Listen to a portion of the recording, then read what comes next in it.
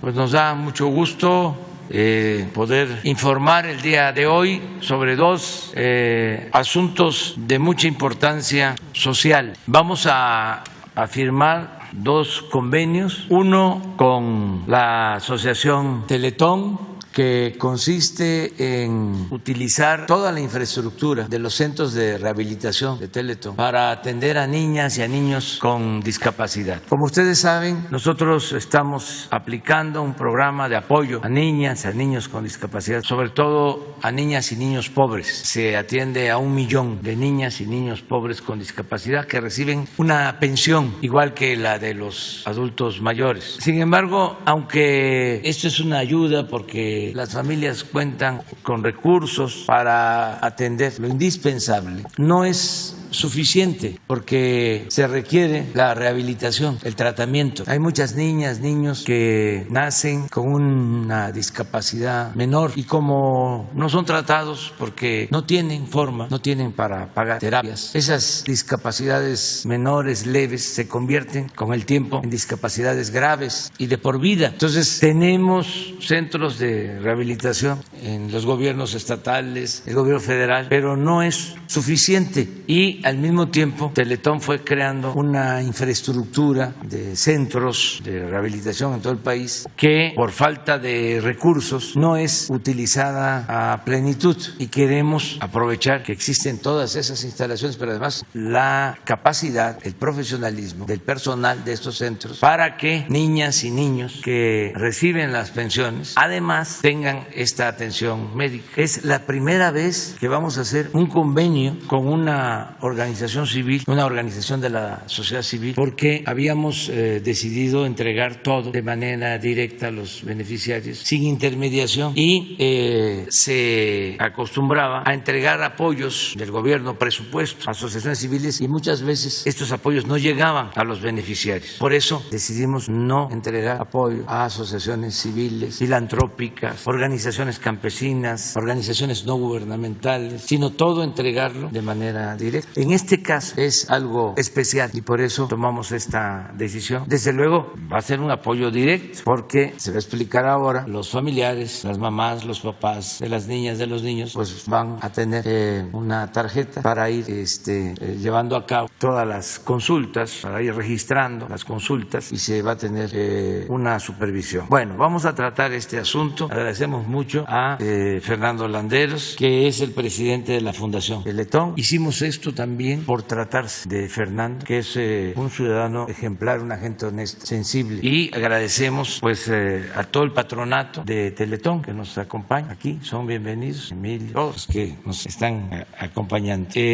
También vamos a exponer el día de hoy lo del regreso a clases, y es muy importante. Se ha tomado esta decisión, se está trabajando, limpiando las escuelas, rehabilitándolas, preparándonos con ese propósito, y agradecemos mucho al maestro Alfonso Cepeda, que es el secretario general del Sindicato Nacional de Trabajadores de la Educación, del CENTE, porque ellos han respaldado esta decisión de que regresemos a clases presenciales, porque es mucho el daño que se origina si no regresamos a las aulas. Vamos a cuidar con protocolos sanitarios a las niñas, a los niños, pero es muy importante ya regresar a clases para todos. Esto es como las vacunas. ¿Se acuerdan de que habían resistencias, escepticismo, de que para qué vacunarnos o que no se sabía qué reacciones iba a provocar la vacuna? Bueno, ahora ya ha quedado demostrado que la vacuna protege y que aunque nos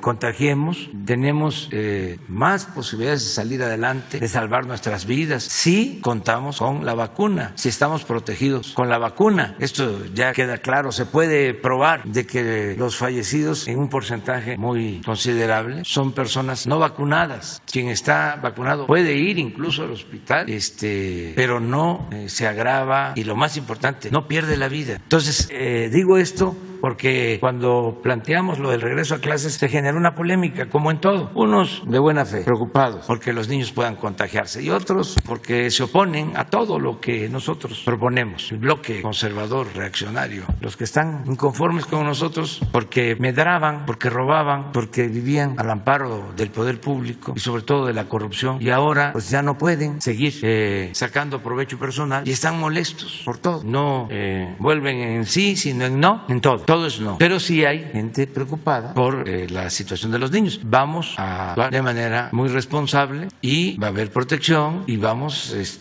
a actuar rápido en el caso de contagios, y vamos a saber qué hacer en cada escuela, todo con el apoyo de madres, de padres de familia, de maestras, de maestros, de las autoridades municipales, de las autoridades estatales. Y repito, es fundamental el regreso a clases presenciales. No hay nada que sustituya a la escuela, nada. La escuela es el segundo hogar. Ahí no solo se aprende, ahí se convive con otros niños, ahí se sienten felices los niños, los adolescentes con sus amigos, ahí se aconsejan mutuamente niños, niñas, jóvenes, adolescentes, maestras, maestros que ayudan a niñas, a niños. Es algo importantísimo, y en su momento vamos a dar a conocer los estudios que tenemos sobre las afectaciones que se han ocasionado por no abrir las escuelas. Ya nosotros llevamos mucho tiempo.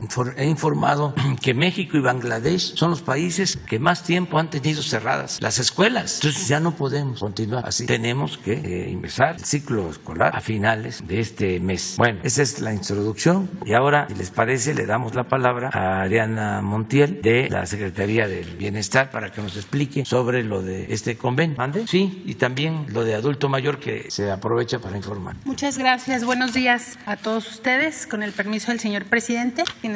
Sí, muchas gracias. Vamos a dar previamente un informe sobre el avance de la incorporación de los adultos mayores de 65 años en adelante, y vamos a iniciar. Muchas gracias.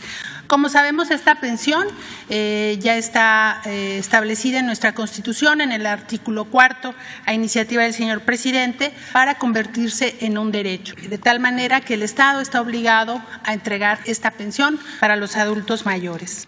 Adelante. Como ya habíamos informado, la incorporación de los adultos mayores se va a realizar en 5 etapas. 1,182 municipios, que son los más pobres del país, se van a incorporar para iniciar su cobro en este bimestre julio-agosto. E iremos incorporando a los municipios en 2, 3, 4 y hasta 5 etapas. Esta incorporación inició en todo el país. Nuestra meta es llegar a 10,320,000 adultos mayores. Ya contamos en el padrón con 8 millones de ellos, de tal manera que este esfuerzo que se está realizando va a incorporar a 2.3 millones de adultos mayores que no estaban en el programa porque la edad era a partir de los 68 años.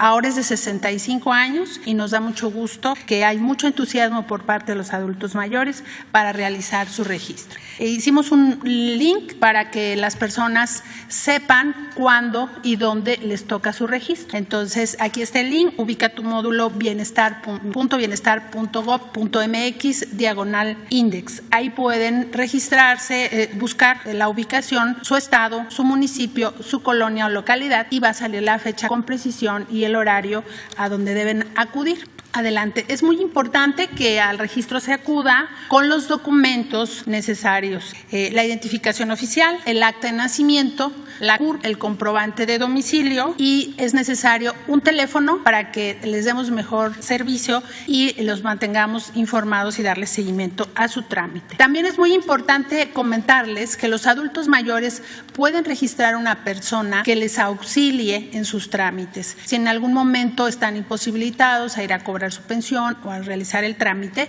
esta persona los puede representar, y para el registro habrá que llevar la misma documentación. También estamos realizando visitas domiciliarias. Hay adultos mayores que no pueden acudir por alguna situación de salud y no pueden desplazarse a los módulos de registro.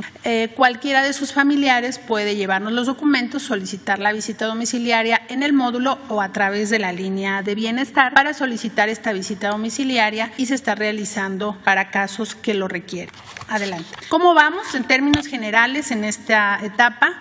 Es la primera etapa de una de las 5. Nuestra meta es que cada etapa incorpore 450,000 adultos mayores. Hemos incorporado hasta el día de ayer en su registro 301,186 adultos mayores en 10 días que tenemos de operativo. Llevamos el 66% del avance de esta etapa. Hemos instalado a lo largo del país 3,565 módulos para realizar este registro de poco más de 300,000 personas. Pues ese es el informe respecto a la incorporación de adultos mayores para volver universal la pensión para el bienestar a partir de los 65 años. Adelante. Vamos también a platicar lo que ya el señor presidente ha comentado sobre la atención para niñas, niños con discapacidad, y comentar que antes de este gobierno, los gobiernos no tenían una política clara en torno a la materia, y hoy los niños y niñas con discapacidad y jóvenes hasta 29 años cumplidos también tienen consagrado su derecho en la Constitución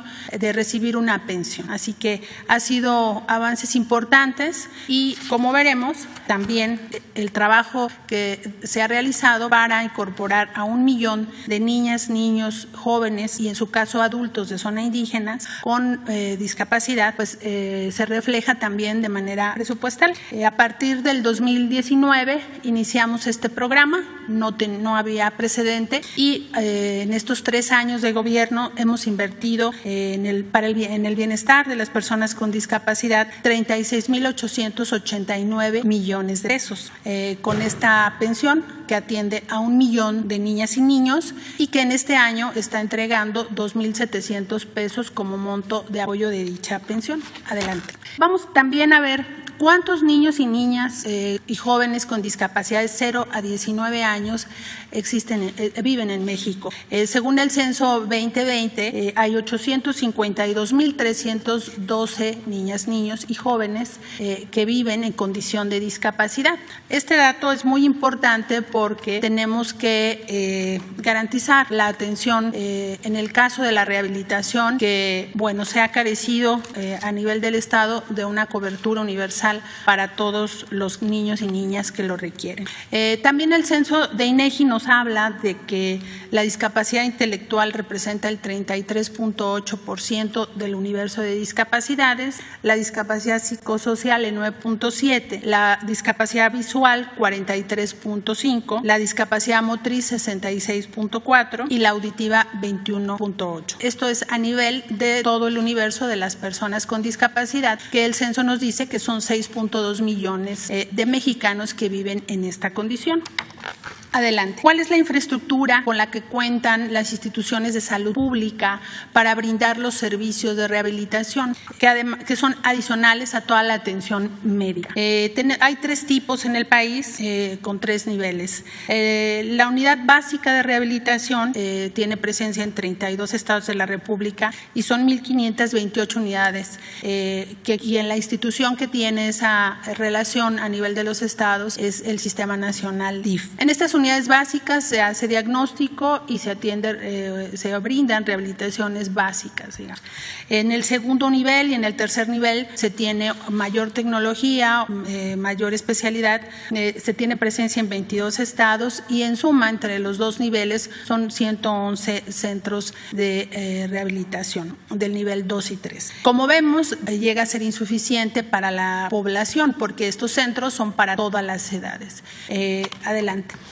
Con la información que nos brinda la Secretaría de Salud, específicamente para los niños y los jóvenes de 0 a 19 años, se están atendiendo en un proceso de rehabilitación a 45,644 personas con discapacidad. Lo que significa es que necesitamos hacer mayores esfuerzos para dar esta atención a las niñas y a los niños. Como ya lo ha expresado el señor presidente, ante esta necesidad hemos planteado el programa de apoyo para la rehabilitación e inclusión para el bienestar de niñas y niños con discapacidad, que a continuación detallamos. Los objetivos del programa pues es contribuir al bienestar de las personas con discapacidad y a ejercer el derecho a una vida digna y a la rehabilitación, que están consagradas como derechos en la Convención de Naciones Unidas para las personas con discapacidad. Se trata de otorgar servicios de rehabilitación a través de instituciones públicas o privadas a niñas, niños y jóvenes entre 0 y 17 años. Con este programa vamos a atender a 20,000 niños en el convenio que hoy firmaremos con la Fundación Teletón. Adelante. ¿Cómo va a ser la mecánica? En términos generales, el Gobierno de México establecerá los convenios con las instituciones públicas o privadas para el otorgamiento de los servicios de rehabilitación. La madre, el padre o el tutor de la niña o el niño solicitarán la incorporación al programa. La institución va a realizar por cada uno de los niños y niñas un diagnóstico y va a presentar un plan de rehabilitación específico para cada uno de ellos. Una vez que se tenga el plan de rehabilitación específico, la Secretaría de Bienestar vamos a entregar un carnet y vales para el bienestar para llevar el control de las citas y todo el subsidio que se entregue tenga un soporte y una supervisión. Iniciará la rehabilitación y posteriormente el Gobierno de México entregará el subsidio a los beneficiarios a través de las instituciones una vez que se ha prestado el servicio a las personas. Adelante. Bueno, aquí está el carnet de bienestar que vamos a entregar a las familias con su valera para que puedan ir a cada terapia, a cada cita, a cada consulta y llevar nuestro control en términos administrativos y que tengamos transparencia en el uso de los recursos. En términos generales es el programa y estamos muy contentos porque 20,000 niños y niñas podrán ser beneficiados de esta rehabilitación que es muy necesaria y que el gobierno en su conjunto, las instituciones de salud no alcanzan a cubrir la totalidad de los servicios que se requieren brindar. Muchas gracias. Muy buenos días a todos. Muy buenos días, señor presidente. Muy buenos días a todos sus colaboradores. Dirijo este mensaje representando al patronato de la Fundación Teletón.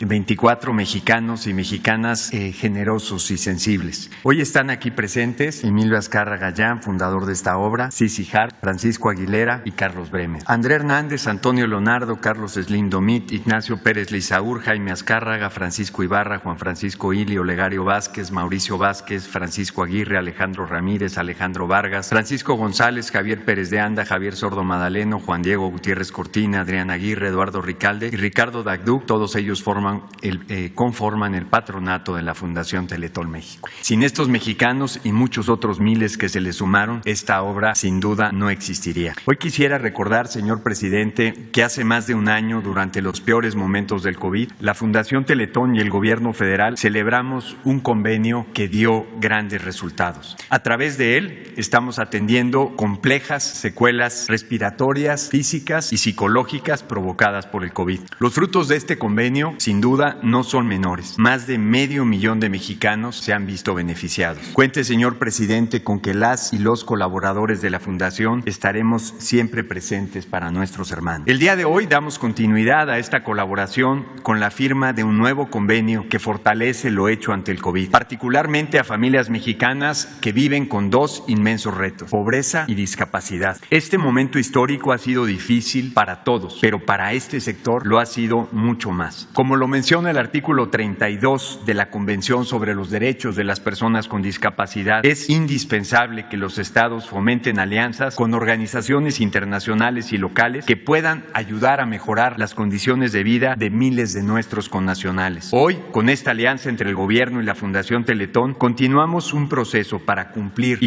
rápido con lo enunciado en esta convención. Qué importante es proclamar los derechos humanos, pero todavía lo es más construirlos y con ello construir una nación incluyente para una comunidad que durante siglos, y no exagero, ha sido ignorada y sumida en la pobreza. El convenio firmado hoy abre las puertas para que miles de niños y niñas sean atendidos en varias instituciones establecidas en la República Mexicana. Instituciones públicas y privadas que dan atención a la población más vulnerable y que gracias a esta alianza podrán fortalecer el apoyo que brindan a miles de niños y niñas con discapacidad en todo el país. En México, la población con discapacidad es de más de 6 millones de personas. Los retos que enfrenta el gobierno son inmensos. Por eso es necesario que todos participemos para acabar con estas desigualdades. En el caso de Teletón, y si podemos ver este mapa, este convenio brindará apoyo y una atención integral a más de 20,000 niños y niñas en los 24 centros Teletón, con lo cual alcanzaremos una cobertura del 90% del territorio nacional. Es importante mencionar que este convenio incrementará el número de niños becados por los gobiernos estatales y los patronatos locales. A estas 20,000 familias, todas ellas de muy escasos recursos, brindaremos lo más importante: calidad en sus servicios de salud. Calidad que no puede ser privilegio de unos cuantos, sino un derecho que todos merecemos recibir. Literalmente, durante 25 años, millones de donadores hemos puesto de pie una gran infraestructura para la inclusión y para la rehabilitación. Centros de tecnología mundial que son atendidos por los mejores expertos. Contra viento y marea, y como dice nuestro eslogan, hemos sido orgullosamente tercos cuando de ayudar se trata. El año pasado, aún en medio de la peor pandemia, más de 7 millones de mexicanos se convirtieron en donadores durante el evento. Este convenio es también, sin duda, un reconocimiento a la generosidad de todos los donadores del Teletón. Gracias a ellos podemos ofrecer los siguientes servicios. Vamos a hacer una lista. Vamos a la siguiente lámina. En cuanto a servicios de cara al diagnóstico, ofreceremos medicina física y rehabilitación, clínica integral, psicología familiar, integración social. De cara al tratamiento, brindaremos terapia física, terapia ocupacional, terapia de lenguaje, terapia pulmonar, electroestimulación, orofaringia, terapia robótica, aplicación de toxina botulínica, capacitación de enfermería y asistencia tecnológica. De cara al seguimiento terapéutico, los interconsultantes ofrecerán pediatría, ortopedia, neurología, comunicación humana, genética, urología, paidopsiquiatría, nutrición, clínica de inclusión y odontopediatría. Y de cara a los servicios auxiliares de diagnóstico, electroneurodiagnóstico, uroproctodinamia, pruebas de función respiratoria y análisis de marcha. Gracias a estos servicios, los niños con discapacidad podrán lograr y mantener la máxima independencia, capacidad física, mental, social y vocacional, y la inclusión y participación plena en todos los aspectos de la vida. Este trabajo recaerá en manos de 2,500 colaboradores de la Fundación, mexicanas y mexicanos capaces, que durante 25 años han rehabilitado no solo los cuerpos, sino el espíritu de este gran país. Este convenio también representa para ellos un gran aliento para su trabajo. Pero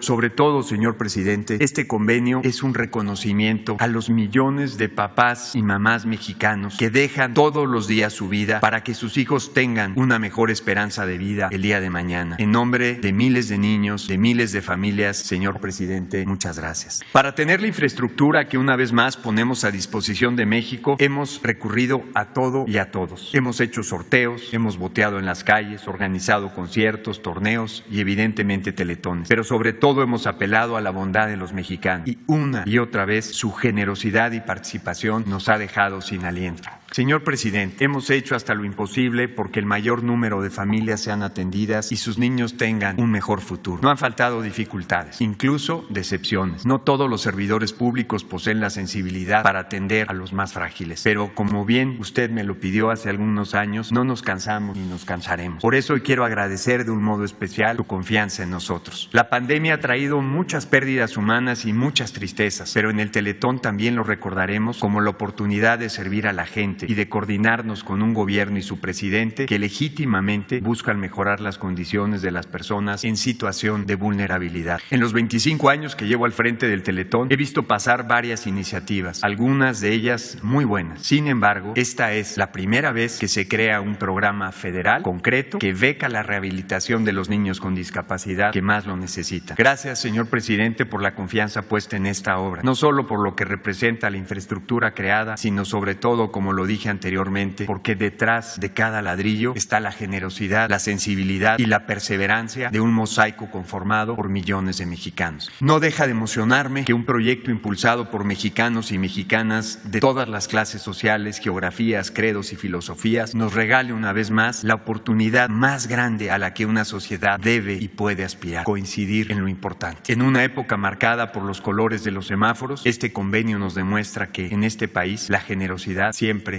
está en verde. Cuando hay honestidad en el amor por el país, gobierno y sociedad podemos trabajar unidos y lograr cosas muy importantes. Muchas gracias.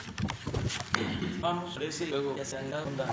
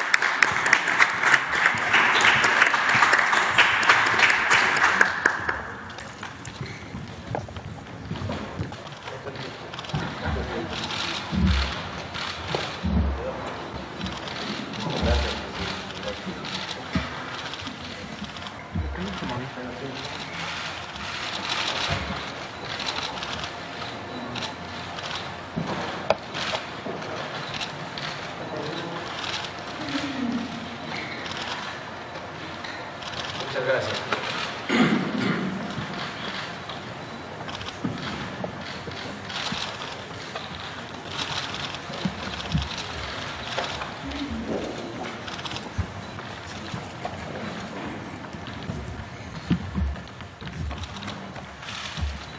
Te invitamos para la segunda parte. Bueno, vamos a tratar ahora lo del regreso a clases y toma la palabra la maestra Delfina Gómez Álvarez, secretaria de Educación Pública. Gracias, señor presidente. Buenos días, medios de comunicación, patronato de Telecom. Un placer tenerlos también aquí con nosotros, medios y compañeros que nos acompañan a través de los diferentes medios, así como ciudadanos. Efectivamente, el regreso a clases para lo que le llaman regreso a clases, que nosotros hemos dicho que es un regreso a las escuelas, es un reto muy importante para la Secretaría de Educación Pública y también lo percibo y nos lo ha demostrado para el Gobierno de la República. Las clases en primera momento, en ningún momento se interrumpieron a lo largo de los 16 meses pasados. Los aprendizajes nunca se detuvieron. Esto precisamente fue gracias a las estrategias que se elaboraron a través de lo que llamamos el programa Aprende en Casa y Jóvenes en Casa. Pero también quiero comentarles que esto fue gracias y muy en especial a los maestros y maestras que elaboraron estrategias, hicieron muchas cosas con el fin de precisamente no perder de vista a sus alumnos y alumnas, así como a la participación y el apoyo de los padres de familia, a quien aprovecho precisamente para hacer mi reconocimiento tanto a nuestros maestros como a nuestros padres de familia. Sin duda, ya es el regreso a clases algo inminente. Se debe hacer efectivamente, debe ser un retorno responsable, ordenado y cauto a las aulas, que como lo han comprobado cientos de miles de millones de familias mexicanas, son más que un espacio formativo. Se ha dicho que efectivamente una escuela o una aula no es solamente el hecho de que se aprenda, sino también se conlleva muchos factores que inciden en la formación de nuestros futuros ciudadanos. Las escuelas de México son un segundo hogar, vienen siendo una parte importante. ¿Cuántos maestros se convierten en madres o padres de familia de los niños? Que, insisto, no solamente se da el aprendizaje, sino también se escuchan sus emociones, se escuchan sus sueños, se escuchan sus ilusiones, se forman disciplinas, se forman hábitos de higiene, se forman hábitos de alimentación. Por lo tanto, ¿por qué debemos de regresar a las escuelas? Precisamente porque nuestros niños necesitan tener un espacio amigable y propicio para sociabilizar, porque también necesitan un cobijo para aminorar el estrés y la posible violencia que pudieron sufrir durante los largos meses de pandemia y de confinamiento, porque también regresar a clases es precisamente regresar con todas las precauciones que hemos aprendido a lo largo de esta situación tan difícil que ha sido la pandemia. Regresar al juego, a la convivencia con sus compañeras y compañeros es un factor importante para nuestros niños.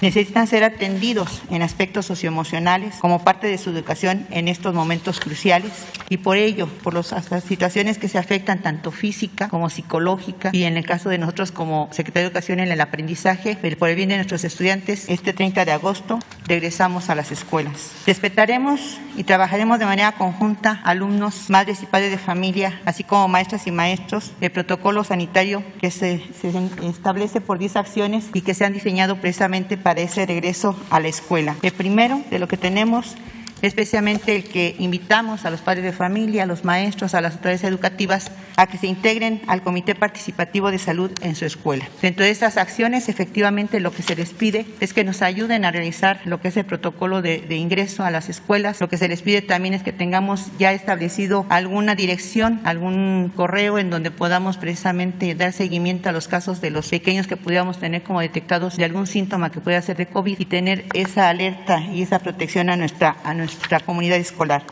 Segundo, establecerse el filtro de salud en casa y participar en los filtros de la escuela y del salón de clases. Si ustedes recuerdan, esta acción ya se tenía desde la ocasión pasada, en donde pedíamos que los padres de familia, antes de que salieran los niños a la escuela, tuvieran la atención de apoyarnos en checar que ningún niño o sus hijos tuvieran algún síntoma, precisamente como dolor de cabeza, temperatura, tosecita. Inmediatamente, al ver esas situaciones, puedan llamar por teléfono precisamente a lo que es Educatel, nos hagan saber la situación, y lo que hacemos es precisamente tener comunicación directa con lo que es la Secretaría de Salud para que se haga el protocolo necesario sanitario y junto con ello tomar las medidas precisamente adecuadas en lo que es en la institución. Al mismo tiempo también se les pide a los padres de familia que nos hagan favor de precisamente enviarlos con cubreboca y enviarlos con su gel, y por otro lado también el que nos lleven a cabo lo que es la carta compromiso, la carta de aceptación, precisamente en donde autorizan que el pequeñito puede estar dentro de lo que es la parte de la asistencia a la escuela.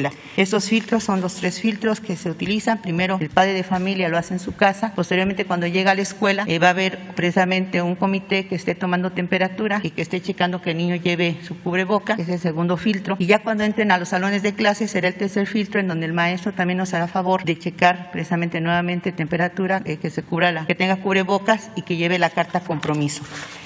La tercera acción es lavarse las manos con agua y jabón o con gel antibacterial. Efectivamente, también estamos conscientes que hay escuelas que todavía no tienen al 100% lo que es el servicio de agua. Ahí sí quiero hacer un agradecimiento muy especial a los gobiernos municipales, a los gobiernos estatales, al programa de La Escuela es Nuestra, que también es un programa federal, en donde se ha abocado precisamente a atender y darle prioridad a esa necesidad y cubrir lo más pronto posible el que no haya esa falta de servicio en las instituciones. El cuarto, que como muchas instituciones lo han comentado, el uso de cubrebocas sobre nariz y boca en todo momento ayuda precisamente a minimizar ese posible contagio que pudiera haber. Quinto, mantener la sana distancia, que fue algo que también nos dio muchos buenos resultados la vez pasada que empezamos a trabajar ya en las escuelas, y que los maestros, a quienes yo también agradezco, tuvieron esas prácticas y nos dio un buen resultado. No hubo ningún alumno contagiado en esa etapa que tuvimos precisamente de inicio, en donde recordemos que empezamos con cerca de 1 millón de niños que entraron o iniciaron el regreso, y que después terminamos con más de 3 millones de alumnos, y eso nos dio un buen resultado. El sexto, el dar mayor uso a los espacios abiertos. Ahí estamos invitando a nuestros compañeros maestros, a nuestros directores, que utilicen también los espacios abiertos. Hay escuelas que afortunadamente tienen esos espacios, hay escuelas que cuentan incluso con techumbres que han hecho gracias también al programa de La Escuela es Nuestra. Algunos lo han hecho los mismos padres de familia.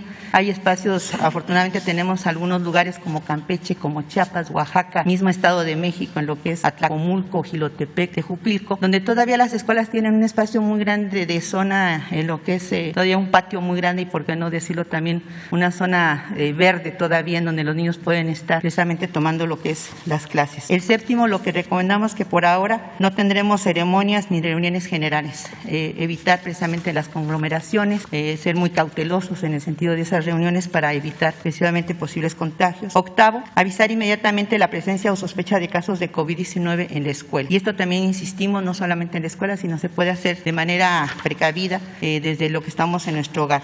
9, que es el que ahorita incorporamos, inscribirse a los cursos de apoyo socioemocional en la línea de CEP Salud, Retorno Seguro. Lo estamos nuevamente fortaleciendo, es precisamente un curso que se da un curso taller que se da a los maestros por parte de IMSS, lo que es Secretaría de Salud, y lo que es la CEP, en donde ahorita ya llevamos más de 650,000 maestros que ya tomaron ese curso, y que seguimos invitando a los compañeros que lo quieran tomar, precisamente para que vean las medidas de lo que es el retorno seguro. Y 10, al salir de casa, llevar a la escuela la carta compromiso de corresponsabilidad.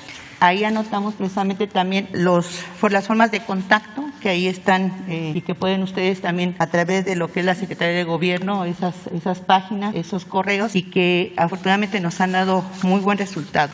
No quiero profundizar más porque precisamente hay muchos temas que tocar. Yo lo único que les quiero precisar primero, que efectivamente es prioritario que los niños regresen. Yo insisto, si hay afectación tanto en lo físico como en lo emocional, e insisto en el aprendizaje. Segundo, que efectivamente la mayoría de los países nada más somos 2 los que no hemos iniciado precisamente las clases, y creo que se ha demostrado que uno de los lugares más seguros, y yo me atrevo a decir que el más seguro puede ser la escuela. La escuela, si hay una buena disciplina, hay un buen trabajo en conjunto, puede convertirse en el lugar más seguro para nuestros niños. Tercero, que nosotros como maestros tenemos esa gran oportunidad de precisamente atender a lo que son nuestro motivo de trabajo y nuestro motivo de esencia, que son nuestros niños. Los pequeños ya necesitan regresar. Ya vemos problemas muy fuertes de violencia, muy fuertes de obesidad, muy fuertes de la cuestión de estrés. Yo creo que por el bien de todos los pequeños. Quiero hacer y utilizar este espacio para agradecer a todos los que nos han apoyado. Efectivamente, hemos tenido en estas largas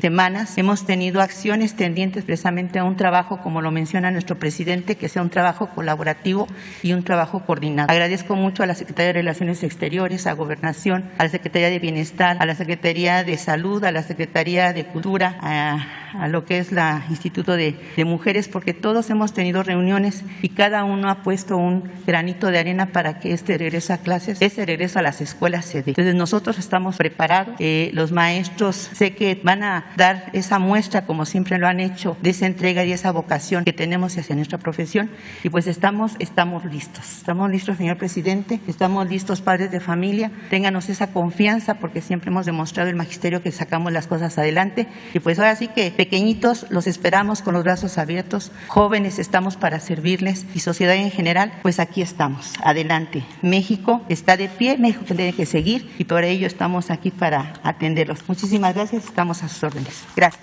Perdón, antes, miren, contamos con dos compañeros, que es precisamente el compañero Gabriel Cámara, que en alguna mañanera por ahí comentaban algo relacionado precisamente con CONAFE, y que es una muestra que ahorita de escucharlo es un placer. Va precisamente a platicar un poquito acerca de lo que se está trabajando con CONAFE. Les digo, educación tiene muchas cosas, tenemos también trabajo en lo que es INEA de Educación para Adultos, en donde precisamente en este año cumple 40 años, lo estaremos invitando, y ahorita también tenemos lo de la celebración de los 100 años, que también nos ha estado aquí pidiendo nuestro presidente, pero en esta ocasión va a participar con nosotros el compañero Gabriel Cámara, que ha hecho un trabajo excepcional y muy digno de reconocerse en lo que es precisamente CONAFE, y también contamos con el líder, precisamente nuestro compañero secretario general de lo que es el CENTE, aquí el profesor Alfonso Cepeda, quienes van a participar dirigiéndose con ustedes. Muchísimas gracias.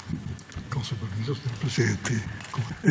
A propósito de una pregunta de una de ustedes, Nancy Flores, la respuesta que nos pide el presidente es ¿qué es lo que hace el sistema educativo para aquellas comunidades lejanas con pocos habitantes? El 75% de las 185,000 comunidades en México tiene menos de 100 habitantes. Y en estas comunidades, desde hace varios años, CONAFE, Consejo Nacional de Fomento Educativo, que ahora cumple 50 años este año, ha estado llevando lo que la escuela ordinaria regular no podría hacer en estas pequeñas comunidades. No sería viable que un maestro formado, una maestra formada, y que se estuviera ahí con su familia para atender en promedio a 9 alumnos en estas comunidades. Tampoco se podría poner las facilidades,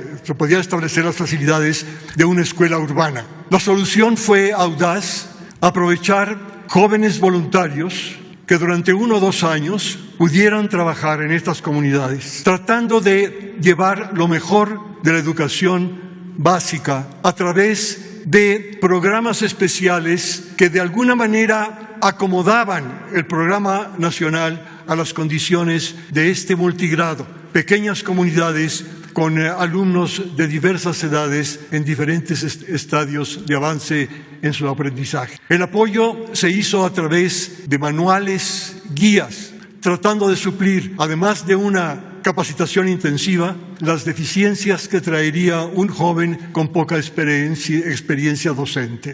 Esto ha seguido así, pero desgraciadamente los resultados de estas escuelas, como los resultados de las escuelas indígenas, siempre han sido deficientes. La gran ventaja de este sistema es que descansa en la comunidad y se está viendo ahora su importancia con La Escuela es Nuestra. Cómo esta raigambre comunitaria favorece que este programa tenga pleno éxito en estas pequeñas comunidades, como lo hemos visto. Y esta raigambre comunitaria hace que el instructor sea parte de ella. Durante la pandemia hemos tenido la ventaja de tener al instructor comunitario o al líder comunitario, como le llaman ahora, muchas veces o en la comunidad o cerca de la comunidad. Lo mismo las promotoras de educación inicial. Hemos tenido esa gran ventaja, esa cercanía con un espacio más abierto. Pero lo importante que quiero resaltar ahora es que hace 25 años a mí me tocó diseñar una nueva secundaria donde antes CONAFE no ofrecía este servicio y ya era parte de la educación básica. Pero el desafío fue mayor porque si un chico puede ir al preescolar o a la primaria porque no es tan necesaria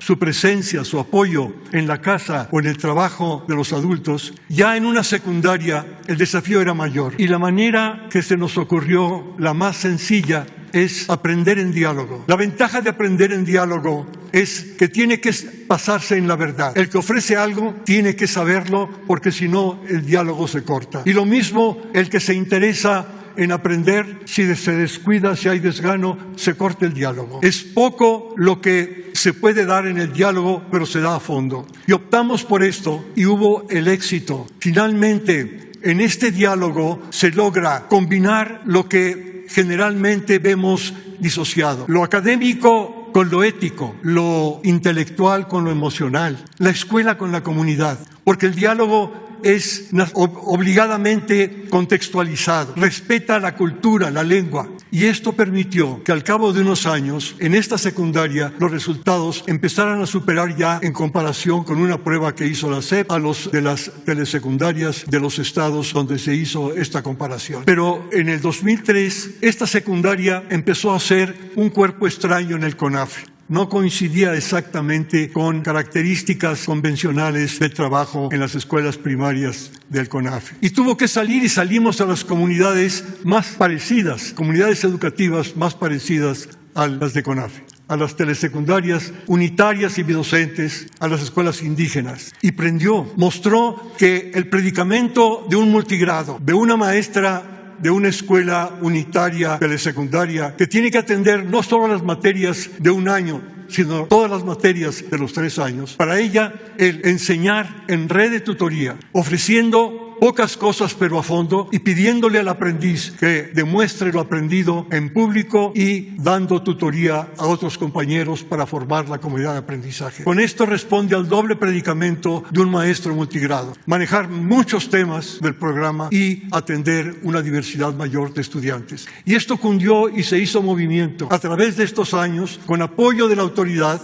a veces tolerancia y en ocasiones a un obstáculo. Esto continuó porque respondía a la necesidad profunda de estos maestros multigrado. Actualmente en CONAFE volvemos los que iniciamos esto hace años y estamos, como se dice aquí frecuentemente, en un momento estelar. ¿Por qué? Porque recogemos una tradición que ha madurado no solo en el CONAFE, sino fuera del CONAFE. Por ponerles un ejemplo, en CONAFE ahora en Campeche, cuando empezamos con el semáforo verde a trabajar en las comunidades, pudimos capacitar a los 249 líderes comunitarios de Campeche a través de 3 semanas intensivas de relación personal, uno a uno, a través del Internet y con ayuda no solo de la gente de CONAFE Central, sino con gente de otros estados, de Veracruz, de Chiapas, de Chihuahua. ¿Qué es lo que tenemos nosotros? Hemos logrado un lenguaje asequible. Es como un nuevo idioma que nos permite colaborar masivamente. Al fin de este ciclo escolar, el director de escuelas de las escuelas indígenas, el maestro Leonardo Ramírez Cortés de Nayarit, mostró con entusiasmo que en sus 4 regiones, todos sus maestros de preescolar y primaria se habían capacitado en red de tutoría con apoyo de maestros regulares de Nayarit y de otros estados. Lo que estamos logrando es comunicarnos, y ahora exponencialmente con el Internet, a través de este lenguaje básico que es el diálogo tutor, el empalme de capacidad con interés, asegurar que el maestro domina, goza lo que enseña y el estudiante tiene interés en aprender. Si fallan unos de estos 2 elementos, no hay aprendizaje. Habrá memorización, habrá sumisión, pero no aprendizaje. Y esto nos permite aprovechar muchas más cosas. En CONAFE estamos aprovechando el programa PRONACES de CONACYT, el programa de matemáticas Recrea, en el que participa el CIMAT, Centro de Investigación en Matemáticas de Guanajuato. Estamos aprovechando lo mejor. ¿Por qué? Porque tenemos este lenguaje común. Es como hablar un nuevo idioma que permite comunicarnos con facilidad. Y sobre todo, sabemos nosotros que el recurso, que los materiales son importantes, pero lo más importante es esta multiplicación de apoyos, de maestros que apoyan maestros, instructores que apoyan instructores. Y en el caso particular del CONAFE, queremos que las comunidades, sobre todo ahora con el programa La Escuela es Nuestra, podamos nosotros generar en estas comunidades una suficiente autonomía educativa para que no dependan siempre del recurso externo, que haya mujeres, hombres ahí que permanecen y que puedan aportar lo elemental de educación básica. Lo podemos hacer porque todos somos capaces no solo de aprender, sino también de enseñar. Por eso podemos decir en este momento que CONAFE y en gran parte también, yo lo veo, el sistema educativo está viviendo incoadamente, inicialmente, un momento estelar. Una frase que le he dicho a la maestra Delfín, a la maestra secretaria, y que le da gusto escuchar, es maestros que apoyan a maestros por maestros para maestros. Es esta horizontalidad que permite asegurar las 2 cosas, capacidad e interés, y al mismo tiempo nos enseña a convivir. Por eso agradezco la oportunidad que nos da el presidente de presentar lo que hace CONAFE y que podamos nosotros hacer algo que corresponda a esta transformación. Muchas gracias. Muy buenos días, señor presidente. Buenos días, distinguidos funcionarios. Buenos días, señores representantes de Teletón, de la Fundación Teletón. Buenos días, señoras y señores de los medios de comunicación. Quisiera comunicar a ustedes, obviamente al señor presidente, que el pasado sábado 7 de agosto convocamos a una reunión nacional de los órganos nacionales de gobierno del CENTE y a 56 de los secretarios generales del país. Tuvimos una reunión de análisis, de examen profundo, de revisión de lo que ha sucedido los últimos casi 18 meses. Y ahí recordamos que el primer segmento social en suspender actividad presencial por orden del señor presidente fuimos precisamente las maestras y los maestros. También, por su indicación, fuimos un grupo de prioridad para la vacunación y además, ante una avalancha de compañeros que venían durante años trabajando como interinos, como compensados por honorarios, en fin, hemos logrado hasta el momento 466,000 basificaciones, es decir, se han concedido plazas de base, se ha dado certeza laboral a muchos compañeros que desde hace años tenían este problema. Y obviamente nos consta que en muchos países de todos los continentes hubo despidos, hubo también disminución en los salarios, hubo algunas acciones que perjudicaron a los trabajadores de la educación y que aquí en México no tuvimos ningún despido ni esa disminución en nuestros sueldos y prestaciones. Y además, por si fuera poco, tuvimos un incremento en 2020 y hemos tenido un incremento en 2021. Y también revisamos que ya son casi 18 meses de confinamiento. Es tiempo de regresar a las aulas, ir por nuestras escuelas, ir por los alumnos que han desertado. Son nuestra materia de trabajo, son nuestra fuente de empleo. Por eso, la inmensa mayoría de los maestros de México ratificamos hoy el compromiso de apoyar el regreso a clases presenciales. Y si me permite, señor presidente, de manera muy rápida, de esta reunión nacional, gran reunión nacional, emanó un documento que daré lectura de forma muy ágil. Compromiso de adhesión y apoyo del Sindicato Nacional de Trabajadores de la Educación al acuerdo entre las Secretarías de Educación Pública y de Salud, con objeto de lograr un regreso a las escuelas cauto, ordenado y responsable en el ciclo escolar 2021-2022, fortaleciendo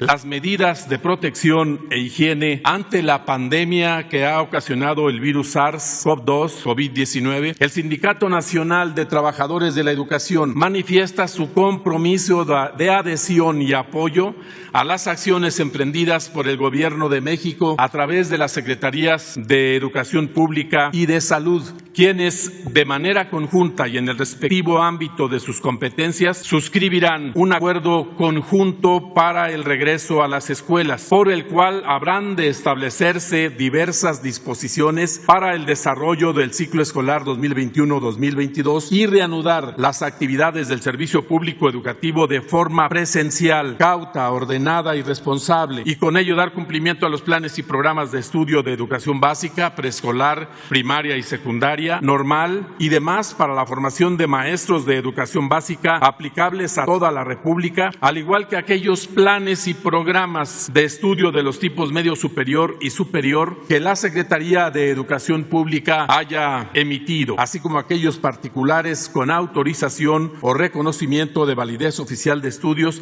en beneficio de las y los educandos. La salud y la educación son derechos humanos fundamentales de todos los mexicanos. El Sindicato Nacional de Trabajadores de la Educación reconoce que estos derechos convergen en el acuerdo que se ha propuesto de las Secretarías de Educación Pública y de Salud para el regreso a las escuelas, tanto para salvaguardar la integridad de los miembros del sistema educativo nacional como para que los educandos sean apoyados en su acceso, tránsito, permanencia, avance académico y egreso oportuno de dicho sistema. El acuerdo generará las bases para el despliegue de las acciones y estrategias necesarias para que las escuelas sean espacios seguros para la comunidad educativa, donde la posibilidad de contagio sea menor y la integridad de los miembros de la misma esté a salvo. Reconociendo de manera expresa que el mayor esfuerzo realizado contra el virus SARS-CoV-2, COVID-19 en el sistema educativo nacional lo han llevado a cabo los docentes al generar y buscar mecanismos de comunicación entre ellos y los educandos, garantizando de esta forma los aprendizajes y conocimientos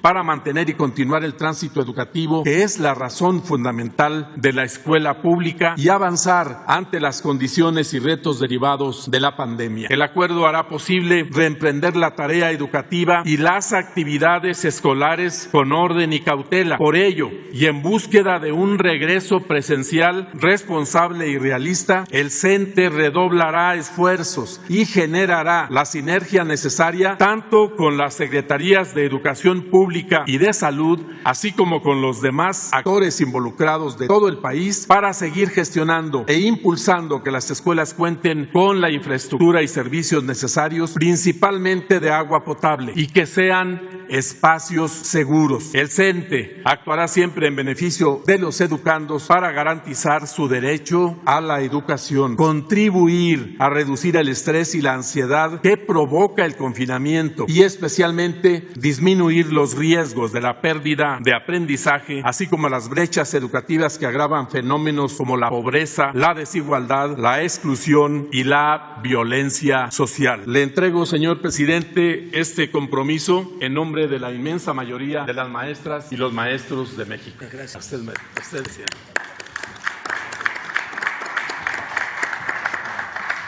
Bueno, pues informamos, vamos a preguntas. Sí, vamos a firmar. Ya está firmado. La compañera. Buen día, presidente. Nancy Flores, de la revista Contralínea. Agradecer al doctor Gabriel la respuesta que nos ha dado y nada más preguntar si de esta cifra que reporta el INEGI en su último censo, de los 3.8 millones de menores de 19 años, si se tiene una idea de cuántos de ellos siguen sin tener acceso a estos pues maestros que llegan a esas comunidades más alejadas, porque bueno, en el censo solamente se refiere que estos 3.8 millones de menores de 19 años no saben leer ni escribir un recado. Sin embargo, no se aclara cuántos de ellos es porque todavía no van a la escuela, porque son de 5 años, por ejemplo, y cuántos de ellos es porque realmente no tienen oportunidad de asistir a la escuela, al colegio. ¿Le puedes formular de nuevo la pregunta? Soy sordo. Bien, ¿cuántos de estos niños, cuántos de estos menores de 19 años que ascienden a 3.8 millones según el censo del INEGI, el último, que no saben leer ni escribir un recado, aún quedarían fuera de estos programas del CONAFE?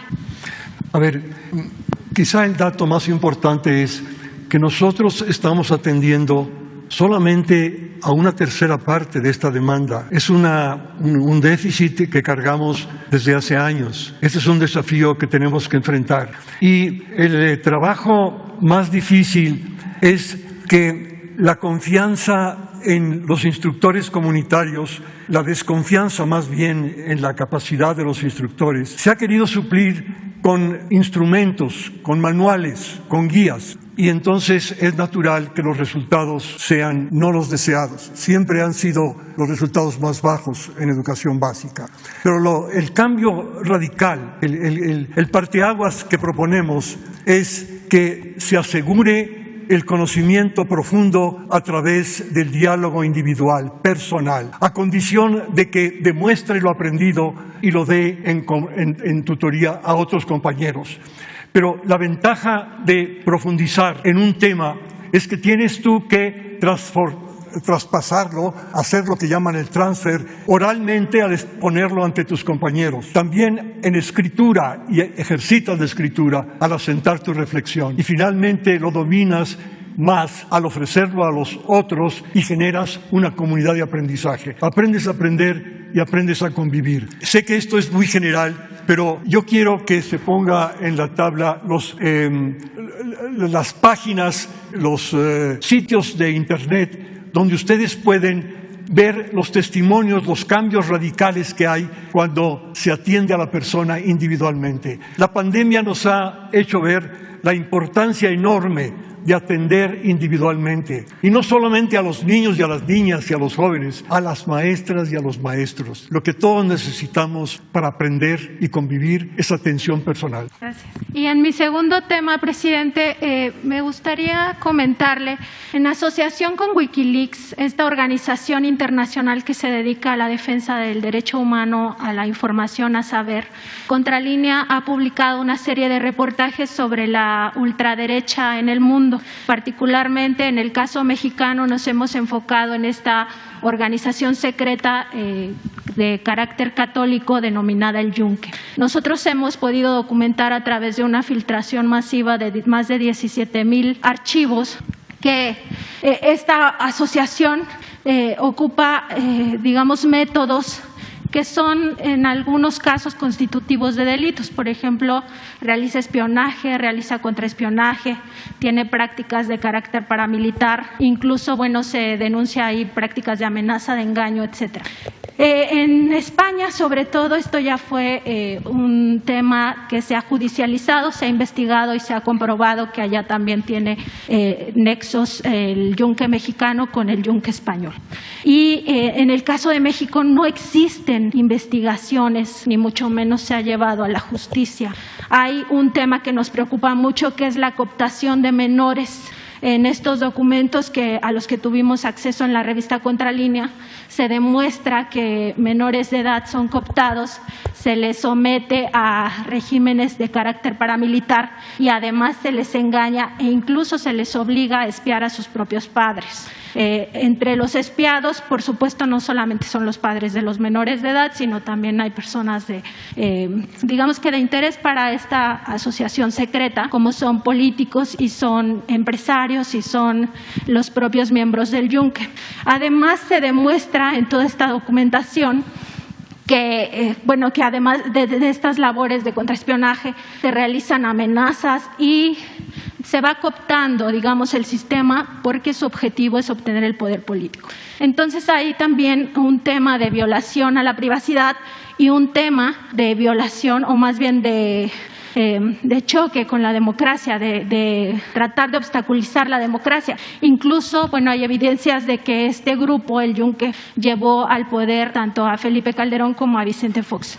La pregunta, presidente, es ¿qué se puede hacer en México con este tipo de asociaciones que violan derechos humanos y que además cometen delitos?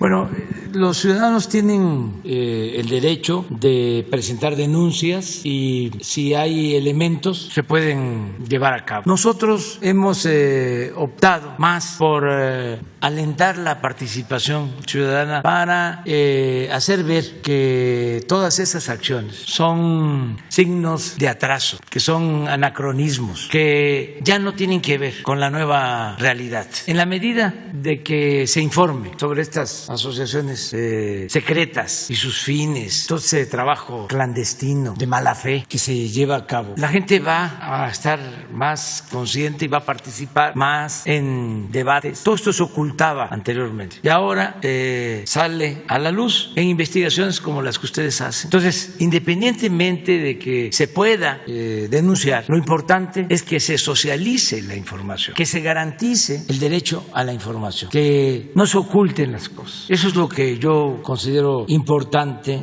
Es como el dar a conocer toda la verdad acerca de la guerra sucia que se impuso en nuestro país durante mucho tiempo. El darla a conocer, el que entre todos hagamos el compromiso de la no repetición para tener una sociedad fraterna, no autoritaria. Todo eso ayuda mucho, porque si no se conoce, si no se informa, hasta los que participaron en estos actos llegan a sentirse héroes. Hay un agrupamiento de policías, de la Policía Federal, Policía de Seguridad, la Dirección Federal de Seguridad. Existen y se reúnen y se sienten héroes.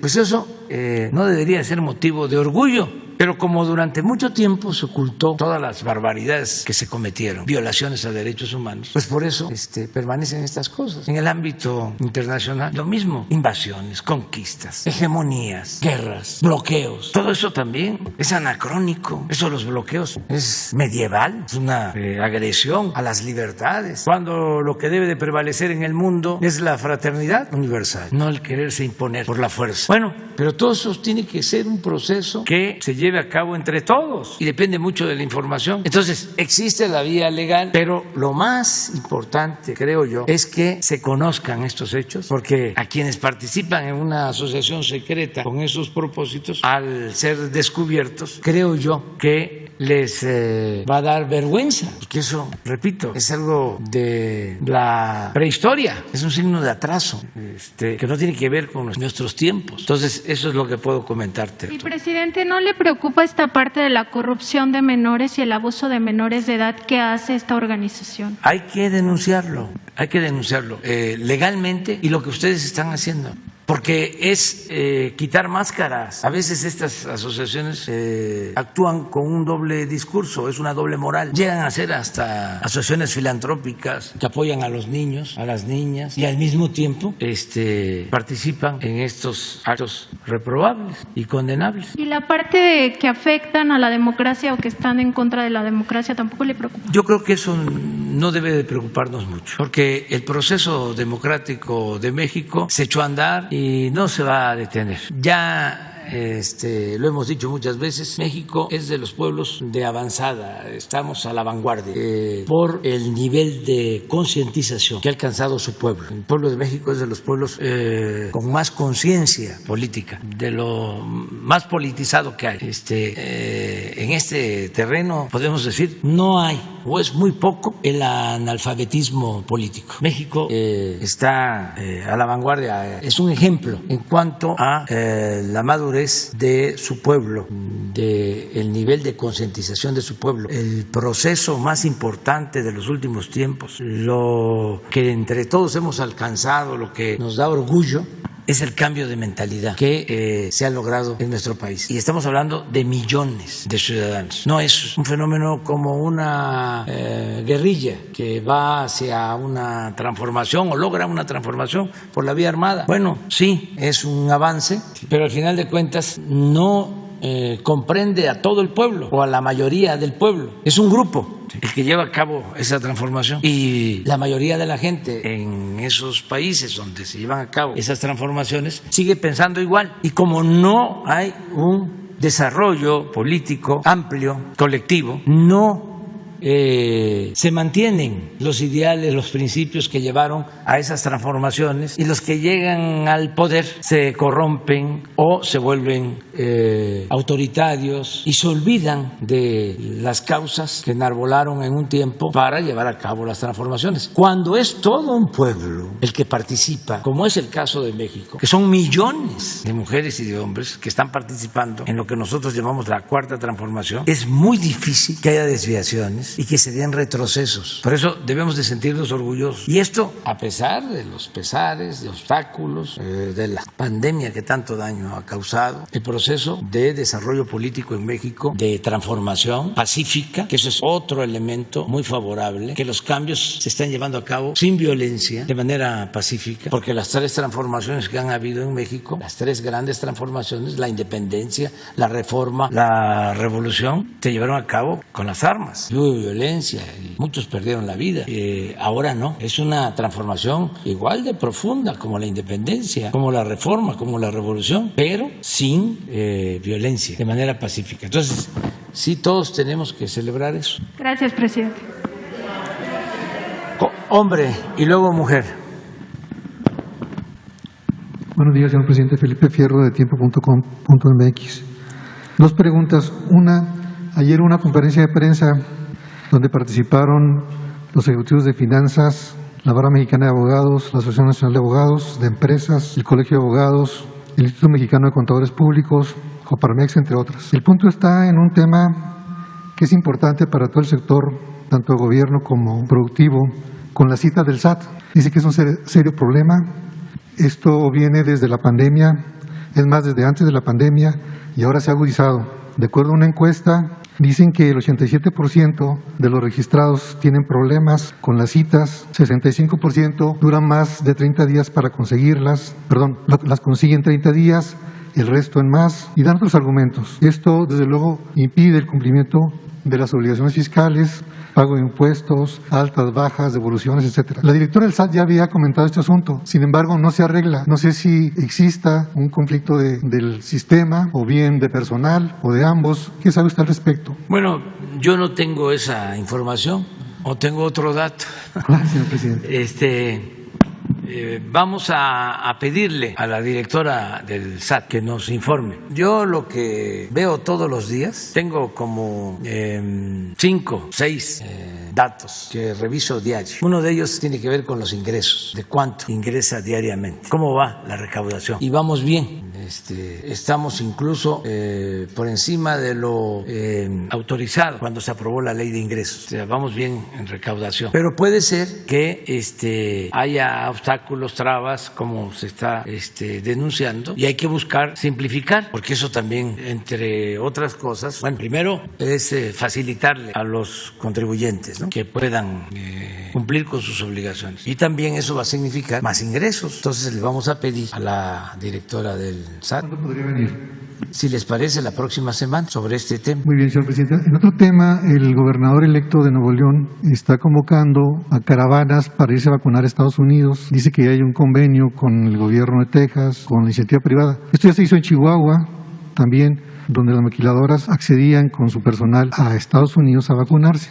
¿Cuál es su opinión al respecto? Que debemos dar toda la facilidad, y el que tenga recursos y que pueda irse a vacunar al extranjero y sea una actividad permitida y se cuente con el apoyo de los gobiernos fronterizos, pues puede hacerlo. Todo lo que signifique ayudar para enfrentar la pandemia, para que vacunemos a todos, para que se proteja al pueblo, no debe ser obstáculo. Todas estas iniciativas nosotros las vemos con buenos ojos. Muchas gracias. Compañera. Buenos días, presidente. Judith Sánchez Reyes. ¿Mande? Pero de todas maneras, si viene Raquel Buenrostro, va a ayudar mucho. Gracias. Buenos días. Judith Sánchez Reyes, corresponsal de Imagen del Golfo de Veracruz. Presidente, la construcción del corredor interoceánico, sin lugar a dudas, ha creado una expectativa justamente en el sureste mexicano por el desarrollo que llevará. Sin embargo, está habiendo una preocupación generalizada en el Istmo, dado que esta construcción no está contemplando todavía la adquisición de terrenos para poder construir los 10 parques comerciales como quizás se están dando en otras obras como el aeropuerto o el Tren Maya. En ese sentido, está causando preocupación en Veracruz, por supuesto en Oaxaca, porque así lo declaró su director e incluso no dio quizá una fecha tentativa justamente para la adquisición de estos terrenos. Como dato, quiero comentarle que los productos que más cruzan por el Canal de Panamá no son los contenedores, sino más bien es gas, petróleo y sus derivados. México cruza anualmente vía este canal 2.4 millones de toneladas de gas natural licuado, 1.2 millones de toneladas de gas licuado de petróleo, y México paga 500 millones de pesos al año al Canal de Panamá justamente por el cruce de estos combustibles. En este sentido, presidente, preguntarle si sería conveniente incluir en la obra del corredor interoceánico terminales marítimas de gas para el cruce precisamente de este hidrocarburo y así ayudar a resolver el desabasto en la industria petroquímica local y en consecuencia en la distribución de este proyecto del gas bienestar. Y cuándo iniciaría la construcción del gasoducto para el cruce interoceánico de gas y si estaría usted dispuesto a reunirse con especialistas de la región para analizar la posibilidad de incluir estos temas en el proyecto interoceánico. Ya están incluidos. En el caso de los parques, son 10 parques en toda la franja del Istmo y ya se tienen terrenos para 8, solo faltan 2. Ese es el informe último. Ya se ha llegado a acuerdos con propietarios de la tierra, comuneros, ejidatarios, pequeños propietarios. Ya se tienen los terrenos, en promedio 500 hectáreas por parque industrial. Y van a ser 10, entonces faltan 2. Ya estamos avanzando en eso. Y sobre la terminal marítima, lo mismo. Está contemplado un gasoducto en el Istmo especial para transportar gas. Nosotros tenemos que hacerlo porque tenemos un excedente de gas natural de 40% de lo que requerimos. En el gobierno anterior se compró mucho gas, se hicieron acuerdos, contratos con empresas. Se cometió ese error porque para hacer los gasoductos argumentaron o usaron como pretexto de que se iban a construir 12 termoeléctricas y que se requería ese gas. No se construyeron las 12 termoeléctricas, pero sí se dieron los contratos, por cierto, leoninos, para comprar el gas. Y ahora resulta que tenemos gas contratado, aun cuando hicimos una negociación y se bajó el precio por el transporte del gas, las tarifas. De todas maneras, tenemos un excedente del 40% de todo el gas que se adquirió mediante esos contratos y tenemos que buscar la forma de comercializarlo. Entonces, por eso ese gasoducto en el Istmo no está descartado, es parte del proyecto. Y también por eso hablábamos que no descartamos la posibilidad de utilizar gas natural para el servicio doméstico, así como se utiliza el gas LP. Nada más que se requieren instalaciones y se requiere que se rompan las calles para introducir tubería. Y queremos llegar a acuerdos con las colonias, con la gente de las ciudades, porque si garantizamos que se abran las calles para que se establezcan las instalaciones y llevar el gas natural hasta las casas, hasta las unidades habitacionales y se arreglen bien las calles después, que es por lo que la gente muchas veces se opone, porque abren las zanjas y las dejan abiertas de manera muy irresponsable. Si hacemos este acuerdo y se lleva el gas, se van a beneficiar muchos consumidores. ¿Hay una fecha tentativa para la construcción de este gasoducto? Sí, ya tenemos que terminar todo a finales del 23. Y justamente en ese tema, presidente... Nada más déjame terminar esto. Que si se introduce el gas natural en viviendas, lo más que se puede, no solo podemos distribuir así los excedentes de gas natural que se tienen, que se están pagando y no se usan, no solo es eso, es enderezar un entuerto, una herencia de tantas que recibimos, ¿no?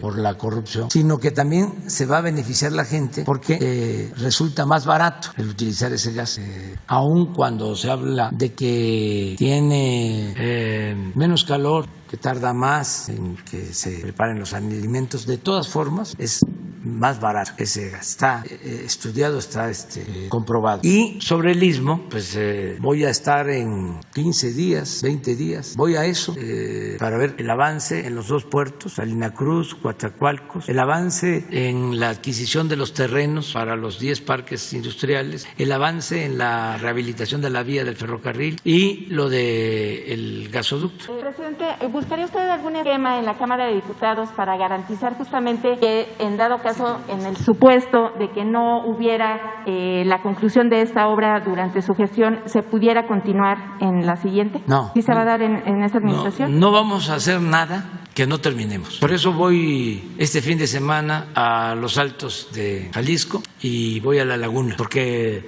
desde hace 10 años se inició una presa, el Zapotillo, y se terminó la presa. Como no se le consultó a la gente y va a producir algún daño, aunque se repare, aunque se les den opciones a la gente, hay una oposición. Y resulta que está construida la presa y no se avanza. Entonces voy a hablar con ellos y con sus asesores, los ambientalistas, para ponernos de acuerdo, para explicarles que tenemos una opción, una alternativa, porque se trata de una inversión, es dinero del pueblo que no puede quedar convertido en ruinas.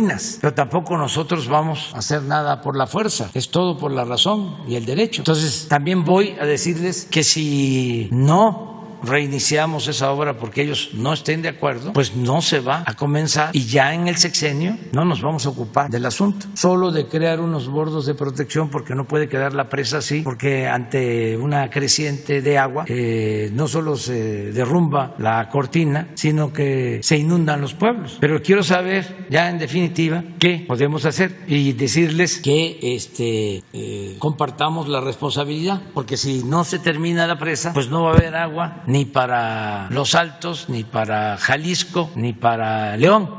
Y voy a Torreón, aprovecho también para ir avanzando, voy a La Laguna porque echamos a andar un programa que se llama Agua Saludable para La Laguna, porque en Torreón, en Gómez Palacio, en Lerdo, se tiene el problema de que se consume agua con arsénico, porque se están perforando pozos a mucha profundidad y ya el agua está contaminada con arsénico. Se tienen plantas de tratamiento de arsénico y no hay duda de que tenemos un incremento en enfermedades y en cáncer, entre otras cosas, por esa contaminación. Entonces estamos buscando la forma de llevar agua.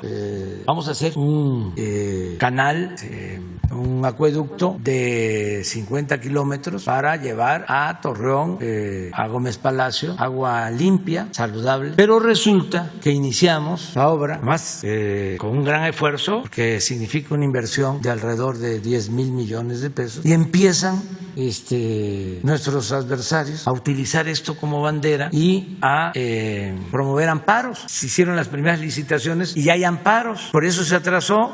Pero estamos hablando de ambientalistas, de líderes campesinos, de organizaciones que existen, de un periódico que tiene mucha importancia en la región, o sea, toda una campaña. Entonces voy a citarlos a todos de manera muy respetuosa, a todos.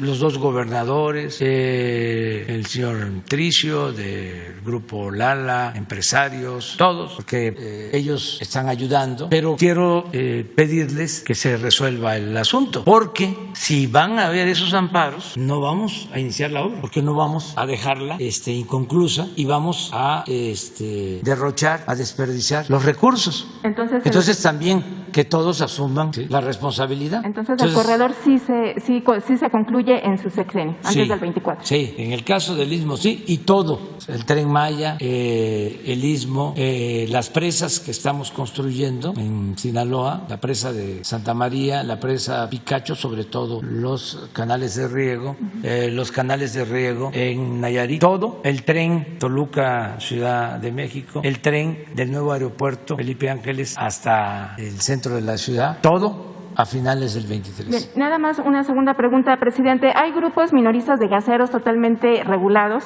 que están sí de acuerdo con su proyecto del gas natural, incluso están, digamos, a favor de que sea un combustible de precio accesible a los sectores vulnerables, que Pemex sea quien distribuya, pero ellos piden quizá tener acceso directo a la distribución para de esta forma no depender del monopolio de las grandes empresas, justamente pues para evitar, digamos, este tipo de abusos. En ese sentido, ¿habría la posibilidad de llegar a un acuerdo con ellos, de hablar con ellos para que se manejen los mismos precios y así pues haya una situación de ganar-ganar? Sí, miren, hay dos actores en todo lo que es la distribución del gas, o tres. Uno es Pemex, que abastece, pero ya no es el único. Luego están los distribuidores del gas en todo el país. En algunos estados, creo que en la mayoría de los estados, los mismos distribuidores que se abastecen de gas de Pemex o importan el gas, lo llevan hasta las colonias, el mismo distribuidor.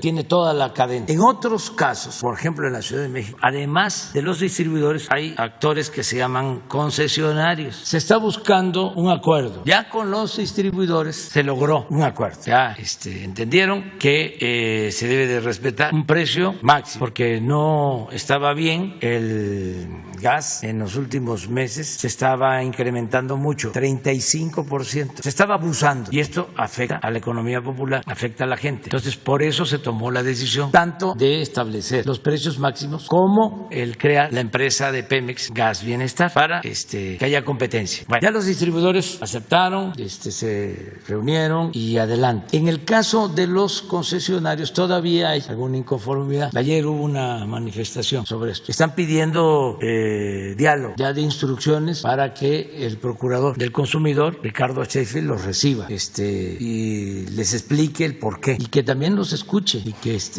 den sus puntos de vista. Y lo que tú estás planteando es que se entreguen más permisos de distribución a empresas que quieran participar. Yo no lo veo mal. Lo que queremos es que el precio final sea justo, el precio al consumidor. Y entre más competencia, mejor. Lo del gas bienestar tiene ese propósito, porque no se va a resolver nada más con el precio máximo. No somos ingenuos. Tendríamos que estar vigilando colonia por colonia, multando. Entonces, sí, precio máximo. Ahora cumplieron y yo les agradezco mucho porque, de nuevo, con la gráfica de lo que esto ayudó a la gente, al pueblo, que ayer vienen, se manifiestan y dicen nos están dejando sin empleo y todo. No, ese es el propósito. Es que siempre se debe de actuar pensando en el interés de las mayorías del pueblo. Y esto es producto de esta medida. Miren cómo venía el gas, el estacionario y el de cilindros. Apenas se tomó la medida, esto tiene una semana, 10 días, ya volvió a su precio igual. Sin embargo, hacia adelante hace falta la competencia. Es importantísima la competencia. Es como la democracia. Si hubiese un solo partido, imagínense, harían lo que les diera la gana. Si en un pueblo, en una ciudad hay una sola tienda, el tendero, por muy bueno que fuese, siempre tendría la tentación de vender cara la mercancía y hasta de regañar a la gente. Si son varias tiendas, hay competencia. Entonces, eso es lo que podemos contestar, pero sí abrir la posibilidad de que otros puedan ofrecer, claro, para que haya contrapesos, para que haya equilibrios. Miren, ya no podemos seguir, no podemos por el respeto a nuestros invitados. Les ofrezco que mañana no hay, no proponemos nada. Así, una cosa que nos va a llevar solo 10 minutos y todo lo demás es contestar preguntas. ¿De acuerdo? Mañana nos vemos. Es que ya nos pasamos y tenemos invitados.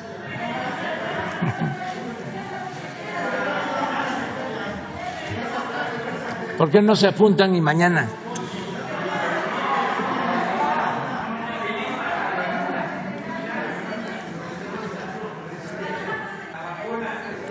Bueno, eso sí, el regreso a clases, ¿les parece?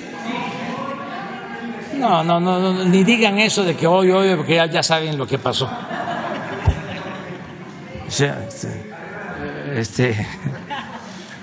bueno, entonces, ¿viene la maestra Delfina mañana? ¿Sí? para contestar todo lo que es el regreso a clases, y yo también intervengo, y mañana vamos a dar a conocer sobre un programa muy importante, se los adelanto, que es lo que hemos llamado Tianguis del Bienestar.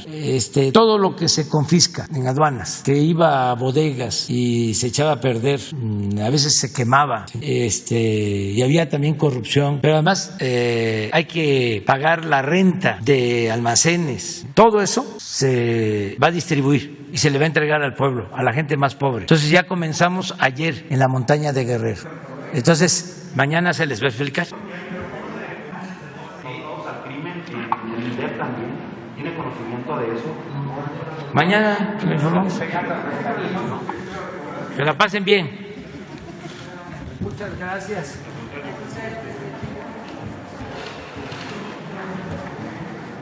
Sí. Muchísimas gracias.